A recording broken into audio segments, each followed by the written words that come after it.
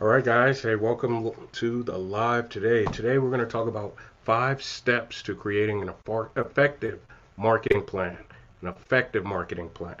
And so, what I see a lot of times is people just want to skip ahead to the cool stuff, to the fun stuff. Let me go create a Facebook ad or an Instagram ad or something along those lines. And that is not how you do it. And so, today, that's what we're going to work on. Is we're going to work on um, the 5 steps basically to doing that. So let me do that for you real quick.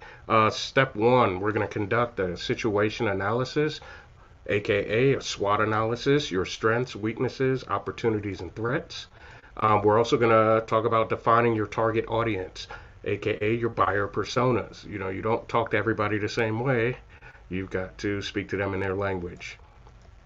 We're also going to talk about writing out SMART goals. SMART goals are very important, making sure that you're realistic and you're very focused on exactly what it is you want to accomplish.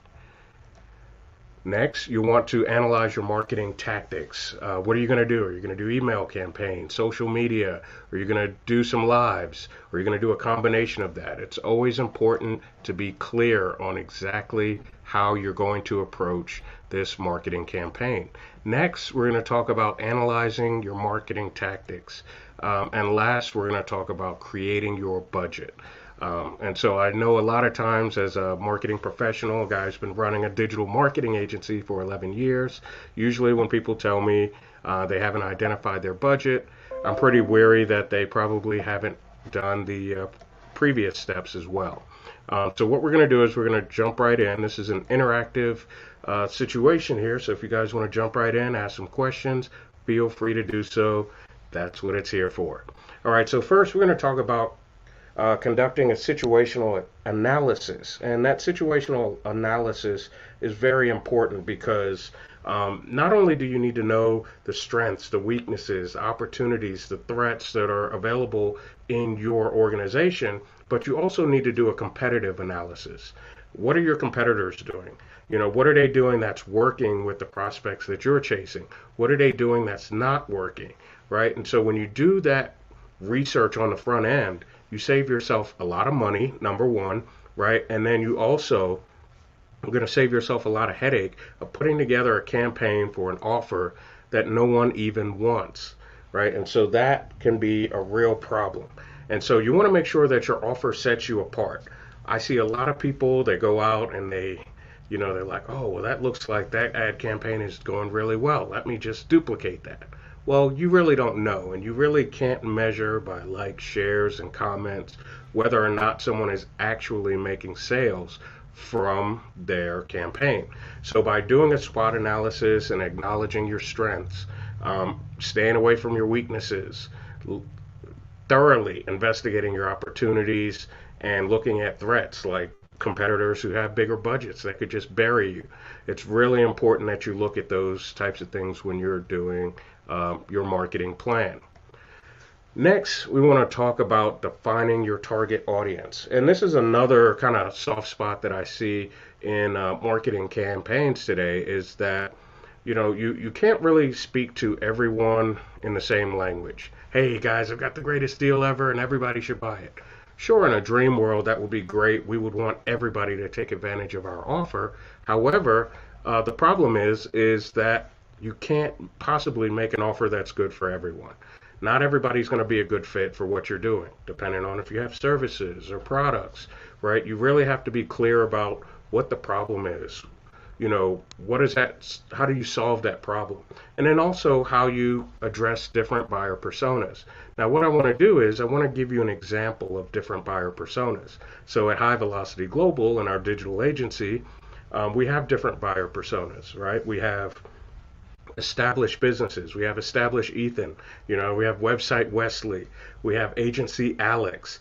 And it's funny, but I name all of these people because as we're creating products, as we're creating offers, as we're doing promotions in the business and we're marketing, we want to make sure that the offer makes sense. So for example, website Wesley. What is website Wesley looking for? What is he not looking for? What kind of budget does website Wesley have? And so we always make comparisons to our buyer persona and we say, hey, is this something that website Wesley can afford, or is it something more along the lines of that's a good fit for agency Alex? And so by knowing these buyer personas, by knowing your target audience, you can then tailor your offer and your marketing campaign to those personas. So now you're not speaking to everyone, you're speaking solely to someone who has specific problems that you can solve. And so these buyer personas are really important. It's platforms like Facebook, LinkedIn, anywhere you could pretty much advertise that makes this really easy. Another example that I can give you is, we worked with a Caribbean restaurant in Katy, Texas, and it's amazing. Island Spice. If you've never been there, you should go. The food is phenomenal. And so, we found it was very easy for us to target people who love Jamaican food. Once we got into the Facebook audiences platform, we were able to take a look at it and say, oh wow, we could target people who like beef patties. Wow, we could target people who like rice and peas. It's amazing how much information you can find in there and how you could take that information and dive even deeper down to find out things like, we found out which TV stations they watch, we found out which radio stations they like, we found out where they buy furniture at. And so by knowing all of that information, we were able to target them very specifically and make sure that the messaging from the restaurant got in front of all the right people. And so that's really important when you define your target audience, when you create these buyer personas in your business, you're then able to laser focus in on exactly what it is your prospective customers or clients want and need in their business. And when you can do that, they're willing to pay whatever your bargain basement price is or whatever your high-end price. You're solving a problem and you're no longer commoditized with everyone else. It seems like your offer is tailored to their specific needs. Next, I want to talk to you about SMART goals. Number 3 of 5 is SMART goals.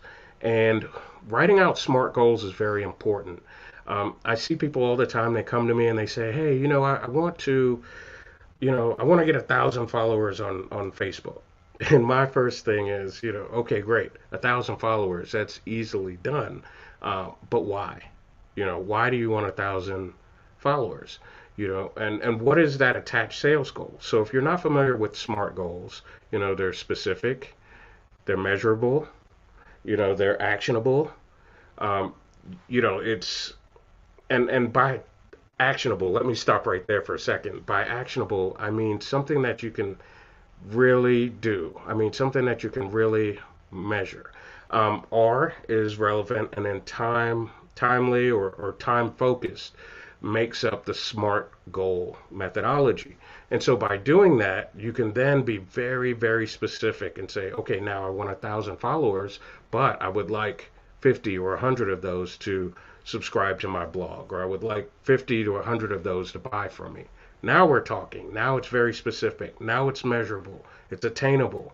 It's relevant, right? And it's time-based. Over a certain time, I want to get those people in the next 30 days, in the next 60 days. And now you've got it. Now you have a specific goal that you can track. Now, depending on how this works, right, you're going to then have to attach this to tactics, right? So you've set the goal, but what are you going to use to get these people? And this is the next step, obviously, right? So you want to analyze your marketing tactics. Are you going to be using social media? Are you going to be using Facebook, Instagram? Are you going to be using YouTube? Are you going to do email marketing? Are you doing a direct mail campaign? Are you calling, right? And so it could be any of those things. It could be a combination of those things. But bottom line, you need to identify those so that you're not kind of wandering out there when you're trying to put your marketing campaign in place and create your marketing plan. So if you're very specific about how you're going to get these customers, then you can plan accordingly through there. If you decided to go with social media, then you can say, hey, I'm going to do a 14-day campaign. We're going to post 2 to 3 times a day. Once we've done that, then that fits into our marketing plan and it makes sense. So it also makes sense for you to do some omni-channel marketing. It's important, because some people don't just buy on Facebook, or they're just not following you on Facebook. And you'll see this from some of the bigger brands. For example, you go to Amazon.com, you go find the camping tent, for example.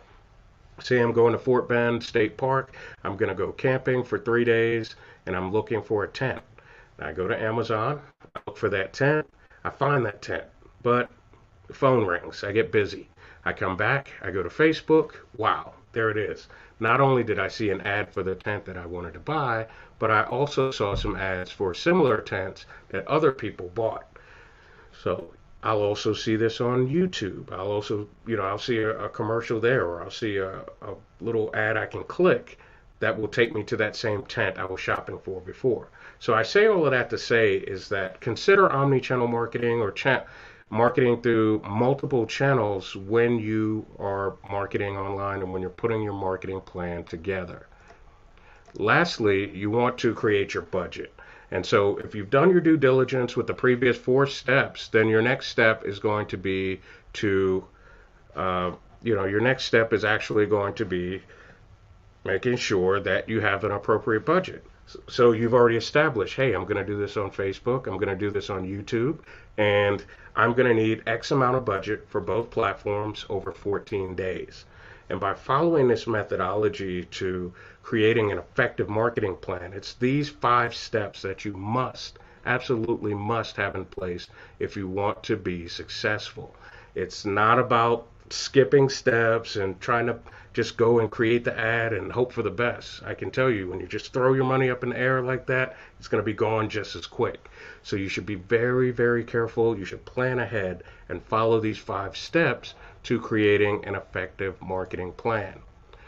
Now, with that being said, what I'd like to offer you guys today is an opportunity for you to work with me to put that marketing plan together. You'll have the benefit of my 11 years of running a digital marketing agency to walk with you through each of these steps, to help you plan your marketing plan, to put it together correctly, and also to have another set of eyes looking over your shoulder to make sure that you're successful with this campaign.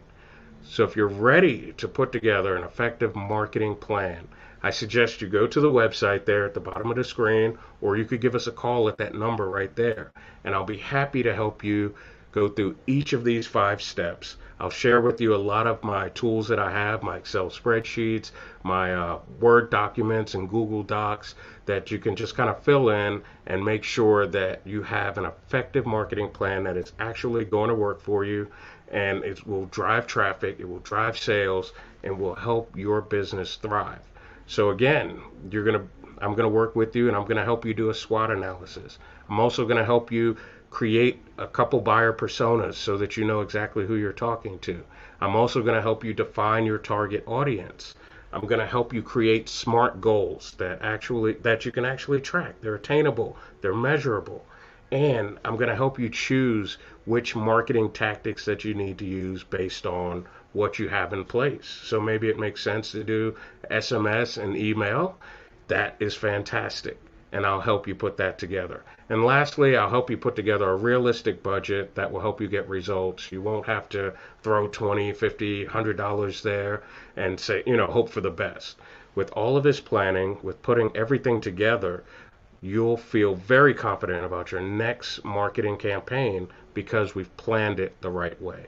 And once you've learned this methodology from me and you get the tools that I'm going to give you, then you'll feel confident about your next marketing plan and the subsequent marketing plan, because you finally have a framework to follow in order to help you successfully market your business and turn those leads and that traffic into money.